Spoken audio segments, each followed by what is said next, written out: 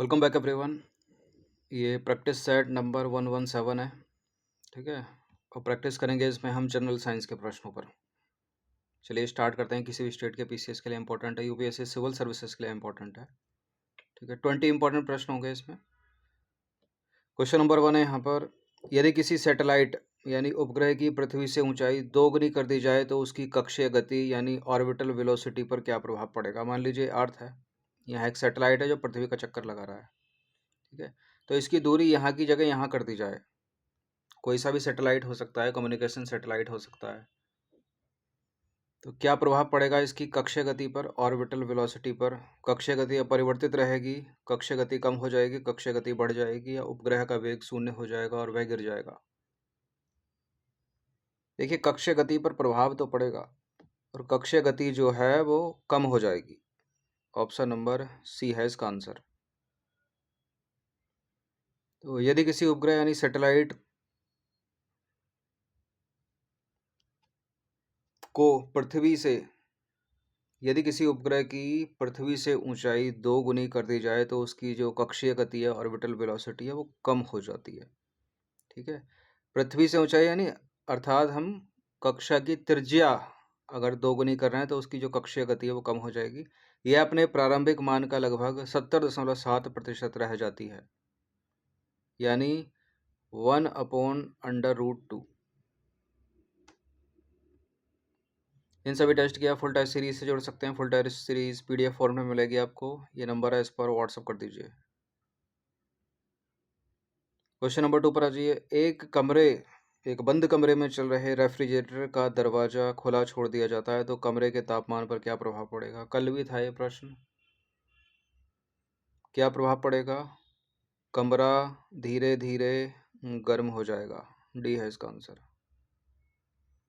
देखिए, रेफ्रिजरेटर के भीतर निकाली गई ऊष्मा जो है और कंप्रेसर द्वारा किया गया कार्य, विद्युत ऊर्जा दोनों ही कमरे में ऊष्मा के रूप में मुक्त होते हैं, इसलिए कमरा धीरे धीरे गर्म हो जाता है।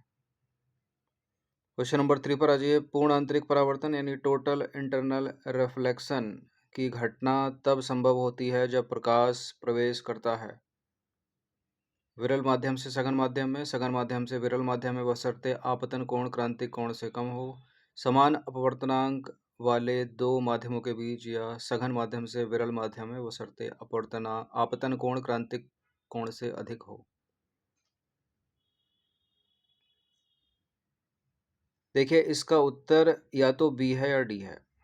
ठीक है, क्योंकि प्रकाश जो है सघन माध्यम से विरल माध्यम में प्रवेश करता है बशर्ते आपतन कोण क्रांतिक कोण से अधिक हो। ठीक है, तो इसका जो आंसर हो जाएगा वो ऑप्शन नंबर डी हो जाएगा। यहाँ कम लिखा था इसलिए गलत है, ये डी है इसका आंसर। आपतन कोण का मान क्रांतिक कोण से अधिक होना चाहिए। फिजिक्स में पढ़ा होगा आपने स्कूल में। ये सारे प्रश्न फिजिक्स वाले ही हैं। तो यह पूर्ण आंतरिक परावर्तन की अनिवार्य शर्त है कि प्रकाश जो है सघन माध्यम से विरल माध्यम में जाए और आपतन कोण क्रांतिक कोण से बड़ा हो। यदि किसी चालक तार यानी कंडक्टिंग वायर की लंबाई खींचकर 2 गुना कर दी जाए तो उसके नए प्रतिरोध पर क्या प्रभाव पड़ेगा। यदि किसी चालक तार की लंबाई खींचकर 2 गुनी कर दी जाए तो जो प्रतिरोध है, रेसिस्टेंस है, वो 4 गुना हो जाएगा। प्रतिरोध 4 गुना हो जाएगा। यदि किसी चालक तार को खींचकर उसकी लंबाई को 2 गुना कर दी जाए तो उसका नया प्रतिरोध मूल प्रतिरोध का 4 गुना हो जाता है। साबुन के बुलबुले के भीतर का जो दबाव होता है वो वायुमंडलीय दबाव से कम होगा, अधिक होगा, क्या होगा। देखिए, साबुन का बुलबुला जो है उसके अंदर का जो वायुमंडलीय दबाव है हमेशा बाहर के दबाव से अधिक होगा, हमेशा अधिक होगा। अगर कम होगा ना तो सिकुड़ जाएगा, वो सिकुड़ जाएगा, फूट जाएगा, बराबर नहीं होता है। बुलबुले के आकार के आधार पर कम या अधिक हो सकता है, गलत है। देखिए, पृष्ठ तनाव यानी सरफेस टेंशन के कारण बुलबुले की सतह सिकुड़ने का प्रयास करती है, जिसे संतुलन करने के लिए भीतर का जो दबाव है वो अधिक होना चाहिए, तो हमेशा अधिक होता है। क्वेश्चन नंबर 6 पर आ जाइए। किस सिद्धांत या नियम के कारण समुद्र में तैरते समय बर्फ का एक टुकड़ा पानी की सतह से थोड़ा ऊपर तैरता है और इसका कितना भाग पानी के नीचे रहता है?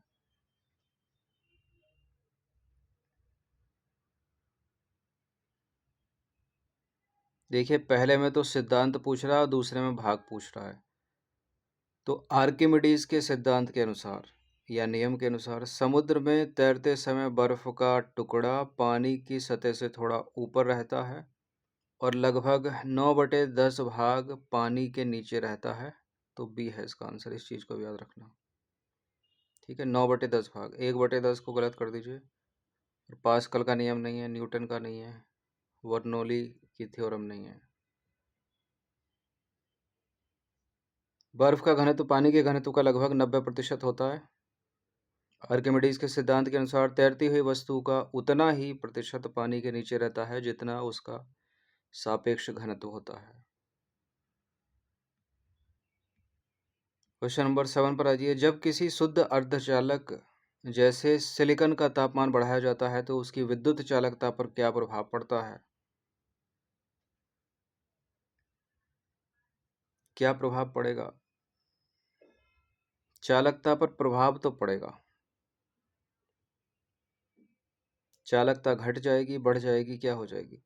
चालकता घटेगी नहीं, चालकता बढ़ जाएगी। चालकता बढ़ जाती है क्योंकि सहसंयोजक बंध टूटने से अधिक इलेक्ट्रॉन होल युग्म मुक्त होते हैं। डी है इसका आंसर।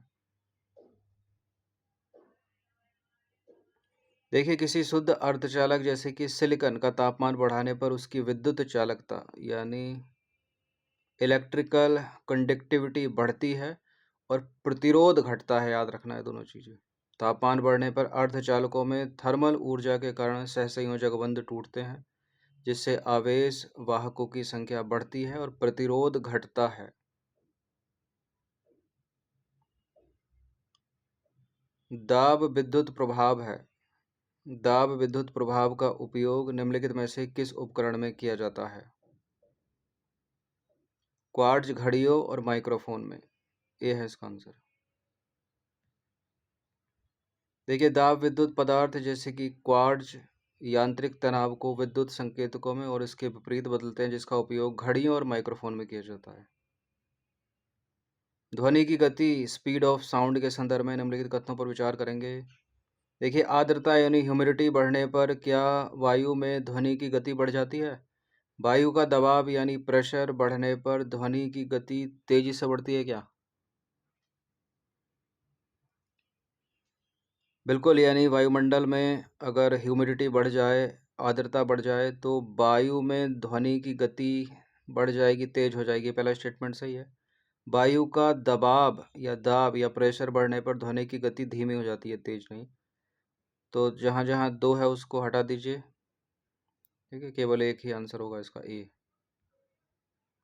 देखिए, आर्द्र वायु यानी ह्यूमिड जो एयर होती है उसका घनत्व शुष्क वायु से कम होता है, जिससे ध्वनि की गति बढ़ती है। नियत तापमान पर दाब का ध्वनि की गति पर कोई प्रभाव नहीं पड़ता। ठीक है, इसमें दूसरा गलत है। ठीक है, दाब का प्रभाव नहीं पड़ता, सॉरी। 10वां प्रश्न है, यदि पृथ्वी की घूर्णन गति यानी रोटेशन स्पीड जो अर्थ रोटेट कर रही है अचानक बढ़ जाए तो भूमध्य रेखा यानी इक्वेटर पर किसी वस्तु के भार यानी वेट पर क्या प्रभाव पड़ेगा? भार में कोई परिवर्तन नहीं होगा, भार बढ़ जाएगा, भार घट जाएगा, भार शून्य हो जाएगा। क्या प्रभाव पड़ेगा? पृथ्वी की घूर्णन गति यदि बढ़ रही है तो ग्रेविटी गुरुत्वाकर्षण बल तो परिवर्तित होगा, तो परिवर्तन तो होना ही है भार। ठीक है, परिवर्तन तो होना ही है भार में। तो वेट जो है वो क्या होगा? डिक्रीज हो जाएगा, घट जाएगा। सी है इसका आंसर। यदि पृथ्वी की घूर्णन गति अचानक बढ़ जाए तो भूमध्य रेखा यानी इक्वेटर पर अपकेंद्रीय बल यानी सेंट्रीफ्यूगल फोर्स बढ़ जाता है, जिसके परिणाम स्वरूप भूमध्य रेखा यानी इक्वेटर पर वस्तु का प्रभावी गुरुत्व त्वरण जी और भार mg घट जाता है।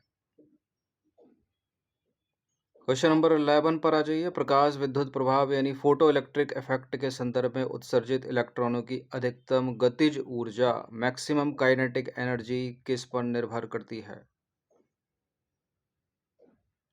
प्रकाश विद्युत प्रभाव में उत्सर्जित इलेक्ट्रॉनों की जो अधिकतम ऊर्जा होगी, अधिकतम गतिज ऊर्जा होगी, काइनेटिक एनर्जी होगी, वो निर्भर करती है वेवलेंथ पर और फ्रीक्वेंसी पर। ठीक है, तो जहाँ जहाँ इंटेंसिटी, जैसे यहाँ प्रकाश की तीव्रता ये नहीं होगा लेकिन आवृत्ति हो जाएगा, ये हो जाएगा लेकिन यहाँ गलत हो जाएगा। प्रकाश की तीव्रता इंटेंसिटी पर गलत, केवल प्रकाश की आवृत्ति फ्रीक्वेंसी पर ठीक है। अगर यहाँ फ्रीक्वेंसी और वेवलेंथ होता तब भी ठीक हो जाता।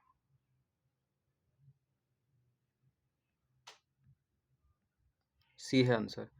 प्रकाश विद्युत प्रभाव यानी फोटो इलेक्ट्रिक इफेक्ट में उत्सर्जित इलेक्ट्रॉनों की अधिकतम जो गतिज ऊर्जा है यानी काइनेटिक एनर्जी है, मुख्य रूप से आपतित प्रकाश की आवृत्ति यानी फ्रीक्वेंसी और वेवलेंथ पर निर्भर करती है। यह प्रकाश की तीव्रता से पूर्णतः स्वतंत्र होती है, तो इंटेंसिटी नहीं होगा। तीव्रता का गतिज ऊर्जा से कोई संबंध नहीं होता, यह पूरी तरह स्वतंत्र होती है, इसलिए विकल्प ए नहीं हो सकता। क्वेश्चन नंबर 12 पर आ जाइए। मोस्ट इंपॉर्टेंट प्रश्न है ये। द्रवों की श्यानता यानी विस्कोसिटी ऑफ लिक्विड्स पर तापमान के प्रभाव के संबंध में कौन सा कथन सत्य है? देखिए, फॉर एग्जांपल आपके घर में सरसों का तेल होगा। सरसों का तेल जो है वो डेंस होता है, मतलब गाढ़ा होता है।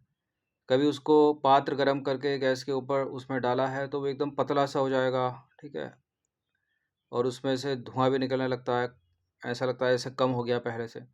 तो हमने तापमान बढ़ाया तो उसकी जो विस्कोसिटी है यानी जो डेंस है वो कम हो गया, ठीक है, पतला हो जाता है ना। तो विस्कोसिटी घट जाती है तापमान बढ़ाने पर। तापमान बढ़ने पर द्रवों की श्यानता या श्यानपन घट जाता है, कम हो जाता है, याद रखना इसको। देखिए, तापमान बढ़ने पर द्रवों के अणुओं के बीच अंतराण्विक आकर्षण बल कमजोर हो जाता है, जिससे उसका जो प्रवाह है आसान हो जाता है, यानी श्यानता घट जाती है। चलिए, एक कार है और एक भारी ट्रक है, दोनों समान गतिज ऊर्जा से चल रहे हैं, ठीक है। यदि दोनों पर समान मंदक बल यानी ब्रेकिंग फोर्स लगाया जाए तो रुकने से पहले कौन अधिक दूरी तय करेगा? सोच कर देखो या चला के देखो खुद से। एक ट्रक चला रहा है, एक कार चला रहा है, दोनों में एक साथ ब्रेक मारेंगे तो थोड़ा दूर तक चलकर कौन रुकेगा? ये दोनों एक साथ रुक जाएंगे। लेकिन यहाँ ध्यान देना, गतिज ऊर्जाएं समान है दोनों की, समान गतिज ऊर्जाएं काइनेटिक एनर्जी से चल रहे हैं, समान गतिज ऊर्जा से। तो इसमें जो पता है क्या होगा, दोनों समान दूरी तय करके रुकेंगे। ए है इसका आंसर। ट्रक अधिक दूरी तय करेगा क्योंकि उसका द्रव्यमान अधिक है, गलत। यह टायरों के घर्षण गुणांक पर निर्भर करता है, इसलिए कुछ नहीं कहा जा सकता, गलत। कार अधिक दूरी तय करेगी, गलत। चूंकि गतिज ऊर्जाएं समान है तो दोनों समान दूरी तय करेंगे। एक कार और एक भारी ट्रक दोनों समान गतिज ऊर्जा यानी काइनेटिक एनर्जी और समान मंदक बल यानी ब्रेकिंग फोर्स के साथ रुकने से पहले समान दूरी तय करेंगे। क्वेश्चन नंबर 14 पर आ जाइए। इंपॉर्टेंट प्रश्न है, थोड़ा कन्फ्यूजन भी हो जाता है इसमें। नाभिकीय रिएक्टर यानी न्यूक्लियर रिएक्टर में प्रयुक्त नियंत्रक छड़ों यानी कंट्रोल रॉड्स का मुख्य काम क्या है? इसमें चारों विकल्प पढ़ने जरूरी हैं। रिएक्टर के तापमान को कम करना, दूसरा है अतिरिक्त न्यूट्रॉनों को अवशोषित करके श्रृंखला अभिक्रिया को नियंत्रित करना, रेडियो धर्मी विकिरण को बाहर जाने से रोकना, और चौथा है फास्ट न्यूट्रॉनों की गति को धीमा करना। यहाँ क्या पूछ रहा है, न्यूक्लियर रिएक्टर में प्रयुक्त नियंत्रक छड़ों यानी कंट्रोल रॉड का मुख्य काम क्या है? देखिए, फास्ट न्यूट्रॉनों की गति को धीमा करता है भारी जल यानी D2O। यहाँ नियंत्रक छड़ों का काम पूछ रहा है तो अतिरिक्त न्यूट्रॉनों को अवशोषित करके श्रृंखला अभिक्रिया को नियंत्रित करना, ठीक है। बी सबसे अच्छा उत्तर है यहाँ पर। और ये काम करता है कैडमियम या बोरोन की छड़ें। कैडमियम या बोरोन की छड़ें अतिरिक्त न्यूट्रॉनों को सोख लेती हैं ताकि विखंडन की दर स्थिर बनी रहे, तो विकल्प भी सही उत्तर है। फास्ट न्यूट्रॉनों की गति को धीमा करना यह कार्य मंदक का है यानी मॉडरेटर का है, जैसे भारी जल या ग्रेफाइट। ठीक है, याद रखना है दोनों चीज़ें। कैडमियम और बोरॉन की छड़ें क्या कर रही हैं, भारी जल और ग्रेफाइट क्या कर रहा है। चलिए, ब्लैक होल के चारों ओर की वह सीमा जिससे प्रकाश भी बाहर नहीं निकल सकता क्या कहलाती है, कॉस्मिक सेंसरशिप, सिंगुलैरिटी, घटना क्षितिज यानी इवेंट होराइजन, या एर्गोस्फीयर। ना एर्गोस्फीयर है, ना सिंगुलैरिटी है, ना कॉस्मिक सेंसरशिप है, यह है क्षितिज, घटना क्षितिज, इवेंट होराइजन। सी। इवेंट होराइजन वह सीमा या बिंदु है जिसके पार का पलायन वेग प्रकाश की गति से अधिक हो जाता है, जिससे कुछ भी वापस नहीं आ सकता।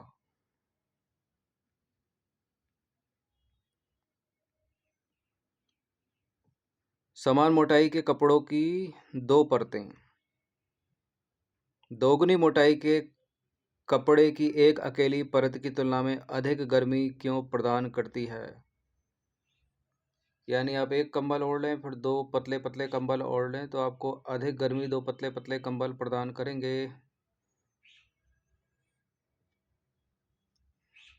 ठीक है, मतलब सिंगल वाला भी ज़्यादा मोटा नहीं होना चाहिए।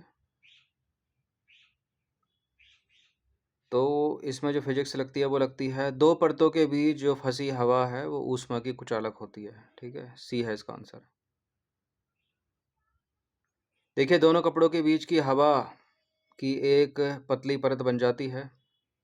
दोनों कपड़ों के बीच हवा की एक पतली परत बन जाती है। हवा ऊष्मा की बहुत खराब चालक यानी कुचालक है, जिससे शरीर की गर्मी बाहर ही नहीं जा पाती।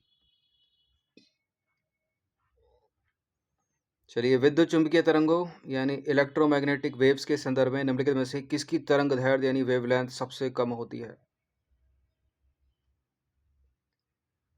यहाँ तो मैंने बोल्ड कर दिया है इसको, लेकिन एग्जाम हॉल में बोल्ड नहीं मिलेगा, तो पढ़ते ही मत चले जाना, थोड़ा ठहरना भी है। ठीक है, सीधे रेडियो वेव मत मार देना। सबसे कम पूछ रहा है ये, तो गामा किरणों की होती है। डी है इसका आंसर। ठीक है, तरंग दैर्ध्य इसकी सबसे कम होती है और फ्रीक्वेंसी सबसे अधिक होती है इसकी आवृत्ति अगर पूछ ले तो सबसे कम तरंग दैर्ध्य होती है।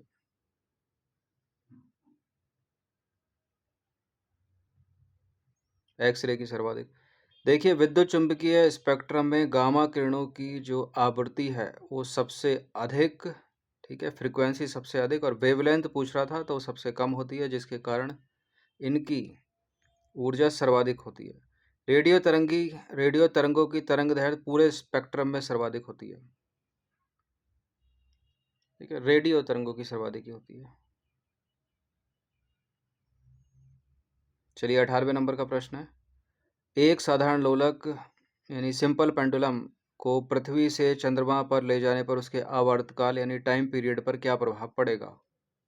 आवर्तकाल बढ़ जाता है, घट जाता है, अपरिवर्तित रहेगा, लोलक दोलन करना बंद कर देगा। देखिए, गुरुत्वाकर्षण चेंज हो रहा है तो अपरिवर्तित तो नहीं रहेगा, प्रभाव तो पड़ेगा। लोलक दोलन करना भी नहीं बंद करेगा, आवर्तकाल बढ़ जाएगा। बी है इसका आंसर। एक साधारण लोलक यानी सिंपल पेंडुलम को पृथ्वी से चंद्रमा पर ले जाने पर उसका आवर्तकाल यानी टाइम पीरियड बढ़ जाता है। कितना बढ़ जाएगा, लगभग 2.5 गुना हो जाएगा। ठीक है, 2.45 गुना हो जाएगा, क्योंकि चंद्रमा पर गुरुत्वीय त्वरण जी पृथ्वी के गुरुत्वीय त्वरण जी का लगभग छठा हिस्सा होता है।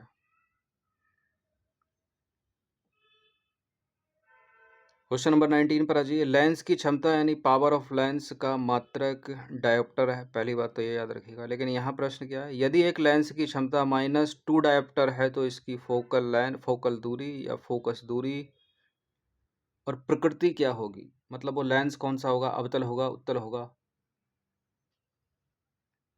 देखिए, इसका फॉर्मूला होता है एक लेंस की क्षमता और लेंस की क्षमता और फोकस दूरी के बीच संबंध है। एक फॉर्मूला है P = 1/f। ठीक है, चूंकि फोकस दूरी के संदर्भ में हम करेंगे तो F is equal to 1/p हो जाएगा। तो यहाँ हो जाएगा F is equal to 1/p कितना है, -2d, -2 हो जाएगा। फिर उसको सॉल्व करेंगे तो 0.5 आएगा, ठीक है, माइनस का। चलिए नीचे सॉल्व कर ही लेते हैं, इसको सॉल्व करा हुआ है। देखिए लेंस की क्षमता P बराबर कितनी दे रखी है, 2 डायप्टर माइनस में। तो इसकी जो फोकस दूरी है यानी फोकल लेंथ है F बराबर -0.5 मीटर में होगी। इसको सेंटीमीटर में चेंज करेंगे तो 100 से गुणा करना पड़ेगा। फिर उत्तर क्या आ जाएगा, -50 सेंटीमीटर में। और इसकी जो प्रकृति होगी ये अपसारी लेंस होगा, यानी अवतल लेंस होगा, यानी कॉनकेव लेंस होगा। तो इसका जो फॉर्मूला होता है फोकस दूरी का, फोकस दूरी यानी फोकल लेंथ जो है वो लेंस की क्षमता और फोकस दूरी के बीच संबंध का सूत्र है P बराबर 1/f, ठीक है। चूँकि फोकस दूरी के लिए तो F is equal to 1/p हो जाएगा। तो P कितना है, -2d। तो F इज इक्वल टू 1/-2, यही तो होगा। जब इसको सॉल्व करेंगे हम तो ये हो जाएगा 0.5, ये होगा मीटर में, क्योंकि माइनस है तो माइनस लग जाएगा।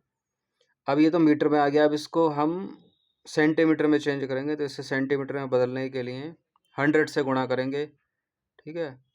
तो -0.5, ठीक है, इसकी गुणा करेंगे 100 से, तो क्या आएगा, सॉल्व करेंगे तो -50, और ये आएगा सेंटीमीटर में। क्योंकि माइनस में है तो माइनस लगा देंगे, और ये हो जाएगा अवतल लेंस, ठीक है। इस तरह से इस फॉर्मूले को याद रखना। चलिए 20वां प्रश्न भी इंपॉर्टेंट है। मृगमरीचिका यानी माइरेज के निर्माण के लिए निम्नलिखित में से कौन सी भौतिक घटनाएं सामूहिक रूप से जिम्मेदार हैं। यह है माइरेज, मृगमरीचिका इसको बोलते हैं। देखा होगा आपने, ऐसा लग रहा है जैसे सड़क पे पानी गिरा हुआ है, लेकिन जब पास जाएगा बाहर अपना तो वहाँ क्लियर होगी रोड पूरी। तो ये एक इल्यूज़न है, ऑप्टिकल इल्यूज़न है, एक दृष्टि भ्रम है। ऐसा दिखता है लेकिन होता नहीं है। और ये किसके कारण होता है, ये होता है प्रकाश के अपवर्तन के कारण और प्रकाश के पूर्ण आंतरिक परावर्तन के कारण, यानी रिफ्रैक्शन के कारण और टोटल इंटरनल रिफ्लेक्शन के कारण। केवल 1 और 2 इसका उत्तर हो जाएगा। प्रकाश के विवर्तन यानी डिफ्रैक्शन से इसका कोई मतलब नहीं है। तो जहाँ जहाँ 3 है उसको एलिमिनेट कर दो, केवल 1 और 2, इसका आंसर हो जाएगा ऑप्शन नंबर सी। ये सब पूछ लेता है, प्रकाश के परावर्तन अपवर्तन के एग्जाम्पल ही पूछता है। इनके नियम तो पढ़े होंगे आपने स्कूल में। देखिए मृगमरीचिका मुख्य रूप से हवा की विभिन्न परतों में तापमान के अंतर के कारण होने वाले निरंतर अपवर्तन यानी रिफ्रैक्शन और अंततः पूर्ण आंतरिक परावर्तन यानी TIR, टोटल इंटरनल रिफ्लेक्शन के कारण बनती है। विवर्तन का इससे कोई संबंध नहीं है। मरीचि या माइरेज या मृगमरीचिका कुछ भी हो सकता है, इंग्लिश में माइरेज ही लिखा रहेगा, ठीक है। एक दृष्टि भ्रम है, ऑप्टिकल इल्यूजन है, ऐसा दिखाई देता है किंतु होता नहीं है, ठीक है। अब दृष्टि भ्रम यानी ऑप्टिकल इल्यूजन के कुछ अन्य उदाहरणों को हम देखें तो यह सभी जो है वो अपवर्तनांक के कारण बनते हैं या होते हैं।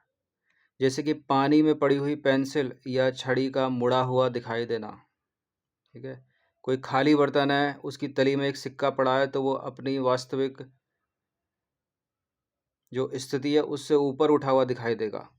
ये सब ऑप्टिकल इल्यूजन है, दृष्टि भ्रम है। बाल्टी की गहराई कम लगना ऑप्टिकल इल्यूजन है। तारों का टिमटिमाना, ट्विंकलिंग ऑफ स्टार्स, ये दृष्टि भ्रम है। और इंद्रधनुष का बनना भी दृष्टि भ्रम है, ऑप्टिकल इल्यूजन है। इसमें अपवर्तन के साथ परावर्तन और वर्ण विक्षेपण भी रहता है, ये याद रखना, ये इंपॉर्टेंट है, ठीक है। विक्षेपण और परावर्तन साथ रहते हैं, अपवर्तन तो रहते ही रहता है, सारे अपवर्तन के कारण होते हैं, इंपॉर्टेंट है। तो 20 इंपॉर्टेंट प्रश्न ये भौतिकी के, फिजिक्स के, ठीक है। जनरल साइंस में काउंट होते हैं ये, किसी भी स्टेट के पीसीएस के लिए इंपॉर्टेंट है, यूपीएससी सिविल सर्विसेज के लिए इंपॉर्टेंट है, कल एग्जाम है तो प्रैक्टिस कर लेना एक बार। धन्यवाद।